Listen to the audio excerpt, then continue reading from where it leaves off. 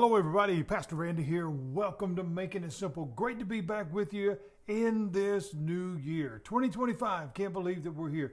Had a little time off during the holiday season. Had to take care of some personal things, and anyhow, some time away. We are back today, and Lord willing, we are back for the duration.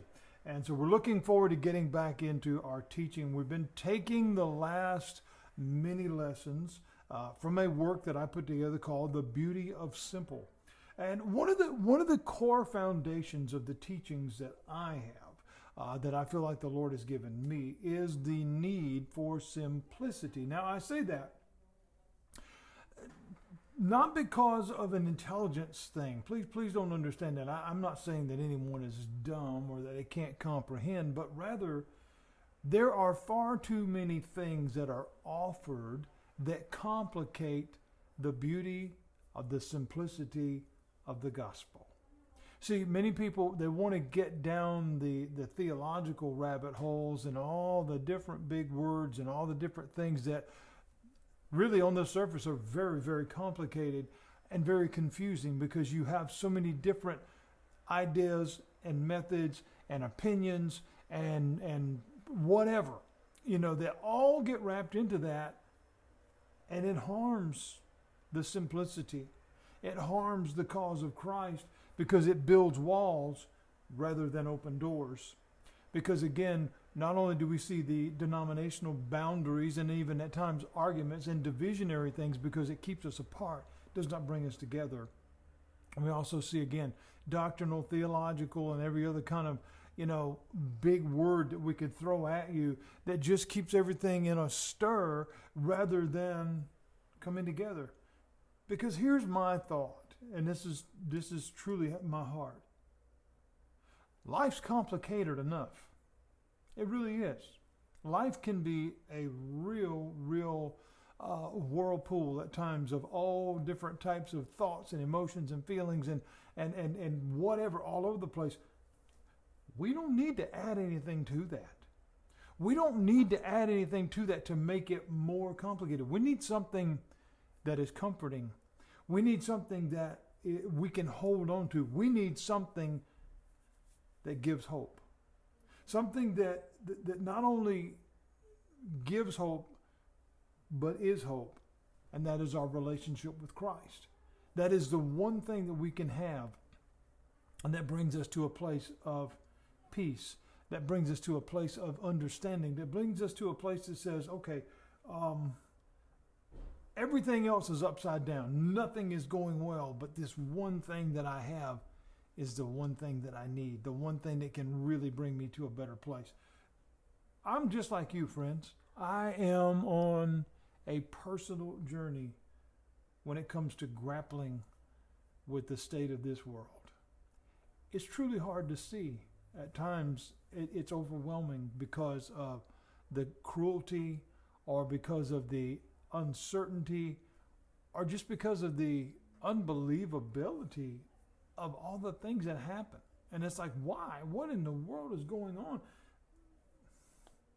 It's not just a matter of personal preferences. It's not just a matter of approvals and all the other things that we could get all diluted with and convoluted with and everything else. But for me, it is truly about finding out and leading those to what matters. What really, really matters. Where is the truth? Where is reality? What is the truth? And who is the truth? Well, there's only one answer to all of those questions, and it's Jesus Christ. One may think, well, that sounds like a religious argument. Not at all. It's all about relationship. Where the religious arguments come in is where the problems come in. Because this one wants to be right, this one wants to be right, that one says that they're right, this one, there's so many things out there, friends, and so few of them help. Now, I don't say this in the idea that I know everything. I don't say this in the idea that all my answers are the answers. I don't say that at all. But what I have found, I've been doing this going on 24 years. When I first started, I didn't have a clue what I was doing. All right. And I fully admit that. but I knew that God had something for me to do. As I have advanced in age and time and wisdom and all these different things, again, what I have found is this message, the simplicity of the gospel. What is that? It's very simple. Do you believe who Christ is? If you don't, or you don't know, that's where we have to start. We have to understand who Jesus is before anything else matters. Okay, because if I don't, the book of Romans makes it very, very clear. If you confess with your mouth and believe, there's the key word. Now, again, social media platforms such as this one and all others, that you could find 1,000 different videos, probably just today, that will differ from what I'm telling you. They're going to tell you, you got to do this and you got to do that. Or they're going to tell you, no telling what you may hear. From every kind of complicated thing to the most ridiculous thing, you're going to hear a little bit of everything in between. But the bottom line is, if you don't know who Jesus is, none of it matters. That is where the simplicity comes in. That is where the relationship comes in. Because if we don't know, you do not follow. Jesus said, follow me. You do not follow who you do not trust. But you do not trust who you do not know. That's very simple, right? Which says that I need to know. Who is that? And I promise you, just as Scripture says, seek and you will find.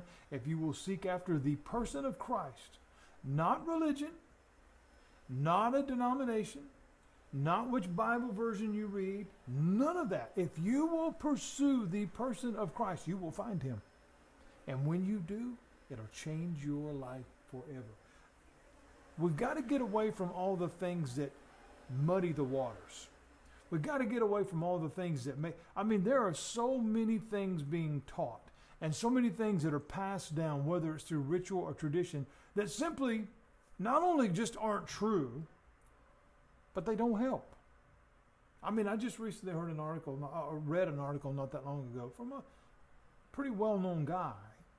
And you know what the article was about? Whether you should drink coffee at church. Really? That you took up valuable words and valuable time and valuable space to make an argument, literally, over whether that was a biblical thing. Can I be blunt? Who cares? If you come and I can introduce you to Jesus and you're holding a Starbucks or a Dunkin' or one that you brought from home, I don't care. I just want you to fall in love with Jesus. I'll have one with you because I like coffee, all right? Those kind of things, friends, have nothing to do with the salvation of a soul. Nothing. Nothing. Those are the kind of things that harm the church. Not the building, the entirety of the body of believers. Those are the kind of things that send people walking right back out the door saying, I want nothing to do with this. Because all it is somebody telling me everything that I'm doing wrong, everywhere that I am wrong, every part of my life that's upside down. I already know those things. I'd like to find out how to fix them. The reminder is not helping me. Because the truth is, oftentimes the one that is reminding you, the one that is pointing their finger at you, they're just as guilty. Not one of us are perfect. It's about finding the solution. Because once I've gotten the solution, then I have an escape. Then I have a new route that I can go. That is why I am adamant about my teaching against all of those things and focus strictly on the relationship with Christ. Because again, you do not follow who you do not trust. You do not trust who you do not know. This title that we're in right now, this chapter that we're in, this teaching we're in, it's called Keeping It Real. Keeping it real. That's what our conversation over this next lesson or two is going to be about, friends. Keeping it real. Because one of the things, and again, I've been doing this for a long time, and I've seen some of the most ridiculous things you could ever possibly imagine. Arguments over foolishness. And you hear the old stereotypes, carpet colors and chair patterns. That's true. I've seen it. I've seen arguments over the clock on the wall. I had my life threatened one time over the church constitution. I mean, we see some of the most ridiculous things ever. But the disconnect that comes from that type of stuff and what we should be pursuing is so important. So it is my heart that over the next lessons together, we are going to keep it real. I'm going to address some of these matters bluntly, okay? Because it's necessary. Why did these things happen? Why does this divide exist? Because people struggle with pride. People want to be right. And there's nothing wrong with being right if you're right. But here's the thing. There's only one that is ever right all the time. And if you don't know him, then he's not guiding you because you're not listening.